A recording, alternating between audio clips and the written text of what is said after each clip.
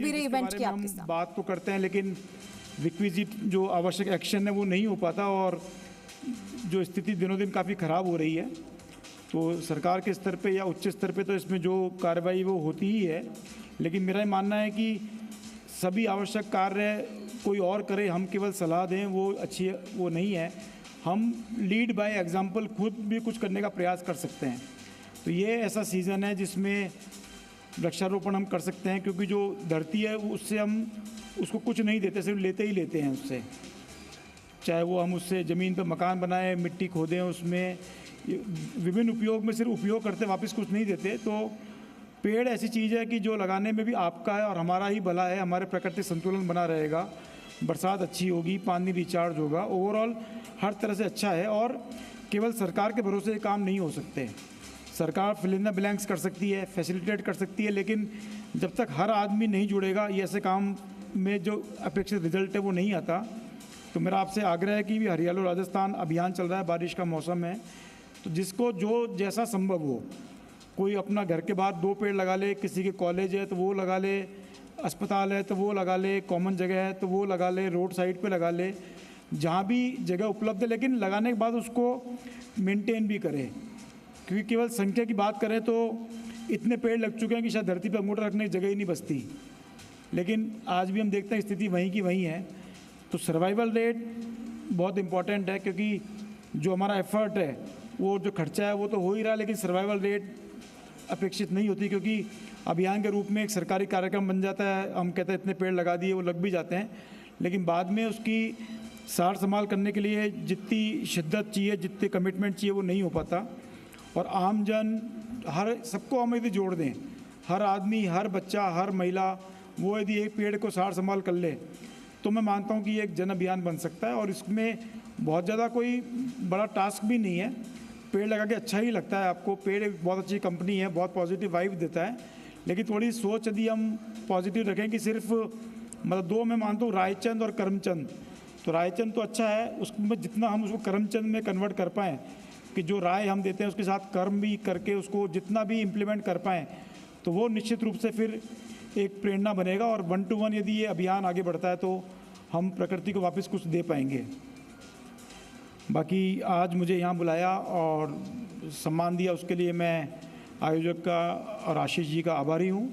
और मैं आप लोगों से अपेक्षा करता हूँ कि हम सब मिलके पर्यावरण के लिए, झुंझुनू जिले के लिए जो बेहतरी के लिए काम कर पाएँ वो हम कोशिश करेंगे। जो एमएलए साहब ने बात कही वो मैं भी स्ट्रांगली मानता हूँ, और मैंने इस दिशा में थोड़ा होमवर्क चालू भी किया है कि जो कोचिंग संस्थान वगैरह हैं उसका काफ़ी ज़बरदस्त सीकर ज़िले में पेनिट्रेशन हुआ, लेकिन अभी तक झुंझुनू उससे वंचित है। तो अब ये एक और अच्छी बात यह है कि जो बड़े प्लेयर जो सीकर में काम कर रहे हैं वो झुंझुनू के हैं, ये मुझे जानकारी मिली। मैं 1-2 प्रोग्राम में गया भी था, तो अभी थोड़ा सा होमवर्क कर रहे हैं कि हम उनको क्या ऑफ़र कर सकते हैं या क्या यूएसपी बनाए जिससे वो लोग यहाँ भी आएँ।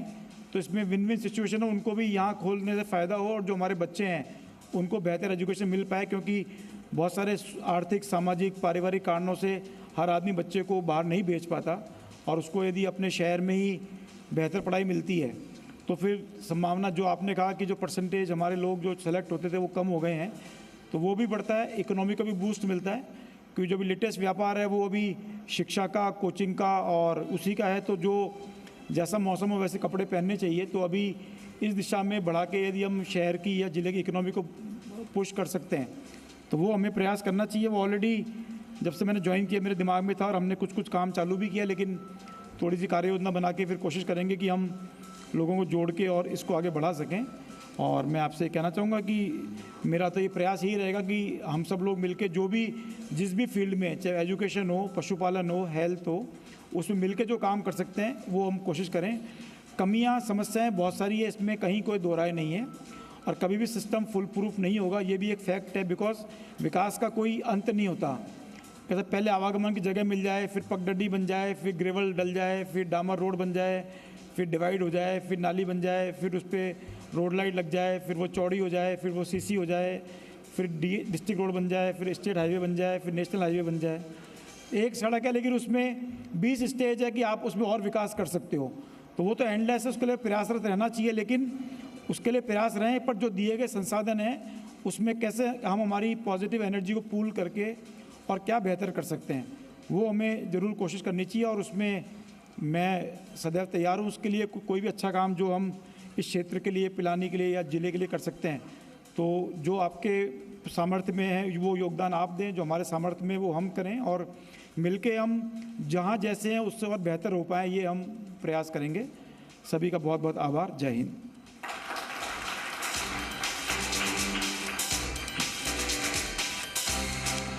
ठीक, धन्यवाद सर। धीरे धीरे कार्यक्रम अंतिम पड़ाव की ओर है और अब मैं आशीष दवे सर से अनुरोध करूंगी कि हमारे अतिथियों को मोमेंटो प्रदान करें। और मोमेंटो टीम प्लीज़ मोमेंटो लेकर आएँ।